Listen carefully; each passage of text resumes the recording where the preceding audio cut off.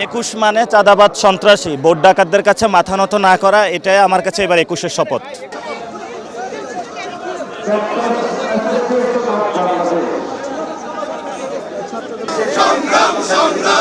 আমাদের স্যাক্রিফাইস করতে শিখিয়েছে বাসার জন্য, কিন্তু দুঃখজনক হলেও সেই বাসাকে আমরা বিভিন্ন জায়গায় এখন অবমূল্যায়ন শুরু করেছি।